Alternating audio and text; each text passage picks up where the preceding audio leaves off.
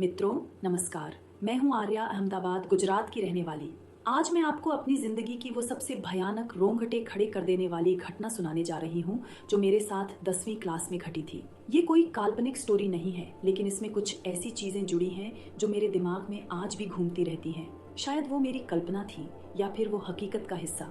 Trip थी तमिलनाडु के कोडाईकनाल की, लेकिन रास्ते में जो हुआ वो किसी नर्क से कम नहीं था। और हाँ, अगर बीच में डर लगे तो वीडियो पॉज कर लीजिए, लेकिन पूरी सुनिएगा क्योंकि अंत में एक ऐसा ट्विस्ट है जो आपको सोचने पर मजबूर कर देगा। चलिए शुरू से बताती हूँ। साल था 2015। मैं 10वीं क्लास में पढ़ती थी। हमारा school Saint Mary high school हर साल स्टूडेंट्स के लिए एक एक्सकर्शन ट्रिप आयोजित करता था। इस बार प्लान बना कोडाईकनाल का, वो हिल स्टेशन जहां ठंडी हवाएं, हरी भरी वादियां और खूबसूरत झीलें हैं। हम सभी लड़कियां बेहद उत्साहित थी। मेरी बेस्ट फ्रेंड्स ग्रुप थी नेहा, जो हमेशा हंसती खेलती रहती थी और माहौल को हल्का रखती थी। प्रिया, जो थोड़ी डरपोक थी और छोटी छोटी बातों से घबरा जाती थी। स्वाति, जो फोटोग्राफी की शौकीन थी और हर पल कैमरा लेकर क्लिक करती रहती थी। और रिया, जो हॉरर स्टोरीज की दीवानी थी। सुबह 10:30 बजे हम रवाना हुए। बस में बैठते ही पार्टी शुरू हो गई। नेहा ने अपना ब्लूटूथ स्पीकर निकाला और लाउड म्यूजिक चला दिया। बदतमीज दिल से लेकर कभी खुशी कभी गम तक। प्रिया चिप्स और कोल्ड ड्रिंक्स बांट रही थी। स्वाति फोटोज क्लिक कर रही थी। रिया हमें पुरानी हॉरर मूवीज की स्टोरीज सुना रही थी। मैं भी हंस रही थी, लेकिन कहीं न कहीं मन में एक अजीब सी बेचैनी थी, जैसे कोई मुझे चेतावनी दे रहा हो कि आगे कुछ गलत होने वाला है। मैंने इसे इग्नोर कर दिया। हमारी हेड टीचर मिस शर्मा बस में सबसे आगे बैठी थी। वो सख्त लेकिन केयरिंग थी। ड्राइवर थे राजू अंकल, एक अनुभवी आदमी जो सालों से स्कूल ट्रिप्स चलाते थे। शुरुआती कुछ घंटे तो सब कुछ नॉर्मल था। हम गुजरात से निकलकर महाराष्ट्र बॉर्डर क्रॉस कर तमिलनाडु की तरफ बढ़ रहे थे। सूरज ऊपर चढ़ा हुआ था। बाहर खेत खलिहान नजर आ रहे थे, लेकिन जैसे जैसे शाम ढलने लगी रास्ता बदलने लगा। हम पहुंचे एक ऐसे इलाके में जहां सड़क संकरी हो गई और दोनों तरफ घना जंगल शुरू हो गया। लोकल लोग इसे काला जंगल या शैतान की घाटी कहते थे। नाम सुनकर ही मिस शर्मा थोड़ी चुप हो गईं। रिया ने हमें बताया, सुना है यहाँ सालों पहले एक भयानक हादसा हुआ था। एक गांव पूरा जल गया था और लोग कहते हैं कि आत्माएं यहाँ भटकती हैं। नेहा हंसी, अरे ये तेरी हॉरर स्टोरीज हैं, रियल में कुछ नहीं होता। सूरज अब पूरी तरह ढल चुका था। शाम के 6 बजे होंगे। जंगल इतना घना था कि दिन में भी अंधेरा लगता था। पेड़ों की डालियां ऊपर से इतनी उलझी हुई कि आसमान नजर नहीं आता था, जैसे कोई विशालकाय जाल बिछा हो जो हमें फंसाने को तैयार हो। हवा में एक सड़ी गली महक थी, जैसे पुरानी मिट्टी, सड़ते पत्तों और कुछ और की, शायद लाशों की। कभी कभी दूर से भारी सांस लेने की आवाज आती, जैसे कोई विशालकाय जानवर छिपकर हमें घूर रहा हो। बस की हेडलाइट्स जंगल में घुसते ही कमजोर पड़ गईं, जैसे अंधेरा उन्हें निगल रहा हो। मैं खिड़की से बाहर देख रही थी। अचानक एक सफेद धब्बा। पेड़ के पीछे कोई खड़ा था। सफेद साड़ी में एक औरत, लंबे काले बाल चेहरे पर बिखरे हुए, आंखें पूरी काली जैसे गड्ढे हों। वो हमें देख रही थी लेकिन मुस्कुरा रही थी, एक ऐसी मुस्कान जो दांतों से नहीं बल्कि खालीपन से बनी हो। मैंने नेहा को झटका दिया, नेहा देख, वो औरत। नेहा ने देखा लेकिन कुछ नहीं था।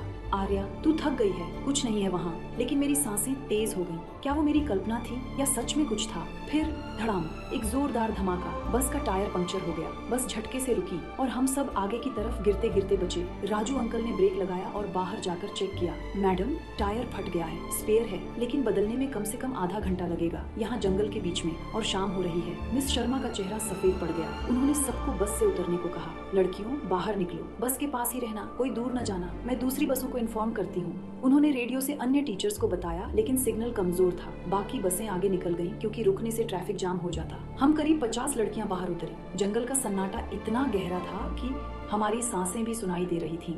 हवा अब बर्फ जैसी ठंडी हो गई थी और शाम का धुंधला अंधेरा छा रहा था। पेड़ों की छायाएं लंबी हो रही थीं, जैसे राक्षसों के हाथ फैलाकर हमें पकड़ने को तैयार हों। राजू अंकल ने कहा, मैडम, यहाँ से 300 मीटर आगे एक छोटा सा ढाबा है, अंधेरे का आशियाना, वहाँ चाय नाश्ता मिलेगा। आप बस पर रहिए, लड़कियाँ वहाँ जाकर इंतजार कर लें, मैं टायर बदलता हूँ। मिस शर्मा बस के पास रुक गईं और हम सब पैदल चल पड़ी। रास्ता पथरीला था, जूतों में कंकड़ चुभ रहे थे। दोनों तरफ घना जंगल और हर कदम पर पत्तों की चरमराहट, जैसे कोई हमारे साथ साथ चल रहा हो। प्रिया ने मेरा हाथ पकड़ लिया। आर्या, मुझे डर लग रहा है, लगता है कोई हमें फॉलो कर रहा है। मैंने पीछे मुड़कर देखा, सिर्फ अंधेरा, लेकिन हाँ, कदमों की आवाज, हल्की लेकिन साफ, जैसे कोई नंगे पैर चल रहा हो और वो पैर इंसानी नहीं लगते थे। हम तेज चले। स्वाति ने कैमरा निकाला और फोटो क्लिक की, लेकिन फ्लैश में कुछ सफेद साया दिखा, लेकिन वो गायब हो गया।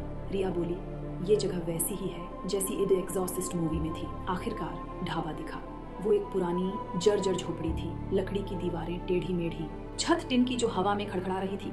वहाँ एक बूढ़ा आदमी खड़ा था, उम्र 80-90 की लग रही थी। झुकी कमर, सफेद बाल इतने उलझे कि जटाएं लग रही थी, दाढ़ी इतनी लंबी कि जमीन छू रही थी, कपड़े फटे पुराने गंदे जैसे सालों से नहीं बदले हों। लेकिन उसकी आंखें सबसे डरावनी, पूरी लाल, पुतलियां गायब, सिर्फ खून जैसा रंग। वो हमें देखकर मुस्कुराया, मुंह खुला तो दांत नहीं दिखे, बल्कि काले काले स्टंप्स जैसे सड़ चुके हों। आओ बेटियों, चाय पियो, जंगल ठंडा है, बहुत ठंडा, बहुत बहुत ठंडा।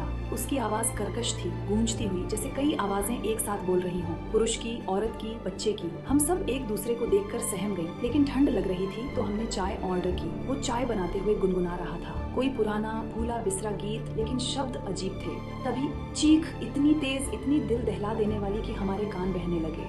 मदद, मदद करो, मुझे मत जलाओ। औरत की आवाज दर्द से भरी, जैसे कोई जिंदा जला रहा हो। वो चीख जंगल से आ रही थी, लेकिन इतनी करीब कि लग रहा था कोई हमारे पास ही है। कप गिर गए, चाय जमीन पर फैली, प्रिया चिल्लाई और उल्टी करने लगी। मुंह से झाग निकल रहा था, आंखें पलट गईं, शरीर ऐंठ रहा था जैसे कोई जहर असर कर रहा हो। नेहा रोने लगी। प्रिया, प्रिया क्या हुआ? स्वाति ने फोटो ली, लेकिन कैमरा में सिर्फ ब्लर इमेज आई। रिया बोली, ये चाय में कुछ था। बूढ़ा आदमी अचानक लंगड़ाते हुए जंगल की तरफ भागा। उसके पैरों में चप्पल नहीं थी, लेकिन कदमों की आवाज नहीं आई, जैसे वो हवा में तैर रहा हो। उसके जाते ही जंगल से फुसफुसाहट शुरू हो गई।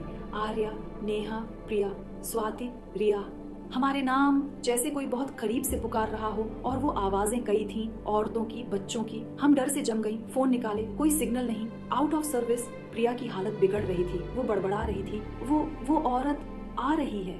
हम दौड़कर बस की तरफ भागी। रास्ता अब और अंधेरा लग रहा था, पेड़ों की डालियां नीचे झुक रही थीं, जैसे हमें छूने की कोशिश कर रही हों। पहुंचकर हमारे होश उड़ गए, बस गायब। वहाँ सिर्फ टायर के गहरे निशान थे और जमीन पर लाल लाल धब्बे जैसे ताजा खून। मिस शर्मा, राजू अंकल, हम चीखे, लेकिन सिर्फ हमारी आवाजें गूंजी और जवाब में जंगल से हंसी आई, वो ही भयानक हंसी। प्रिया को उठाकर हम ढाबे वापस लाए। बूढ़ा वापस था, उसका चेहरा अब और भयानक, आंखों से खून टपक रहा था जैसे रो रहा हो। वो बोला, चीखें? हाँ, रोज आती हैं। यहाँ एक औरत मरी थी सालों पहले, उसके पति ने उसे जिंदा जला दिया क्योंकि वो चुड़ैल थी। अब वो भटकती है, सफेद साड़ी में लोगों को लुभाती है। अंधेरा अब पूरा हो चुका था, जंगल से छायाएं निकलने लगीं, सफेद लंबी आकृतियां, बाल हवा में लहराते हुए। वो धीरे धीरे हमारे करीब आ रही थी और उनके करीब आते ही ठंड बढ़ रही थी, इतनी कि हमारे दांत किटकिटा रहे थे। एक छाया प्रिया के पास पहुंची और प्रिया की आंखें खुल गईं, लेकिन वो प्रिया की नहीं लग रही थी, काली काली।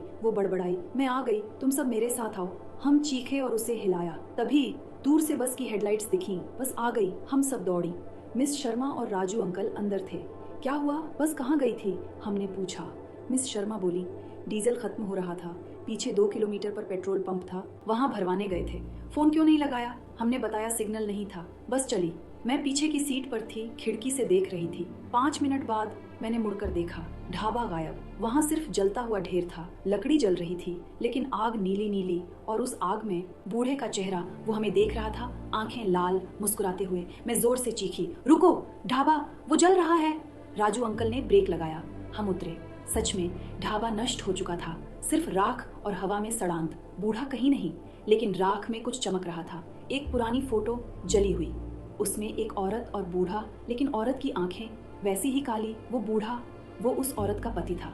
हम वापस बस में बैठे और रवाना हो गए, लेकिन वो रात अभी खत्म नहीं हुई थी, बस चल रही थी। लेकिन अचानक प्रिया उठ बैठी, उसकी आंखें काली हो गई थी और वो बोल रही थी अजीब भाषा में, जैसे कोई जो, तुम सब मेरे साथ आओ, जंगल में, हमेशा के लिए। हम घबरा गए। मिस शर्मा ने पानी छिड़का, लेकिन प्रिया का शरीर ठंडा हो गया था, जैसे बर्फ। तभी जंगल से फिर चीखें आईं, कई चीखें, जैसे पूरा गांव चीख रहा हो। बस की लाइट्स फ्लिकर करने लगी और बाहर सफेद छायाएं बस के साथ साथ दौड़ रही थीं, पेड़ों से कूदकर। नेहा चीखी, आर्या देख, वो हमें पकड़ने आ रही है। स्वाति ने कैमरा निकाला, लेकिन बैटरी डेड हो गई। रिया बोली, ये रियल घोस्ट हैं। अचानक बस रुक गई। राजू अंकल बोले, इंजन बंद हो गया। मैंने आंखें बंद कर ली। तभी प्रिया की आवाज बदली, जाओ जाओ यहाँ से, मैं उन्हें रोकती हूँ। और बस का इंजन स्टार्ट हो गया। हम तेज भागे, छायाएं पीछे छूट गईं, लेकिन उनकी चीखें दूर तक सुनाई देती रहीं। प्रिया वापस बेहोश हो गई, लेकिन उसकी आंखें नॉर्मल हो गईं। क्या वो औरत प्रिया के जरिए हमारी मदद कर रही थी, या वो हमें अगली बार के लिए छोड़ रही थी? आखिरकार हम कोडाईकनाल पहुंचे। होटल में रात बिताई, लेकिन नींद नहीं आई।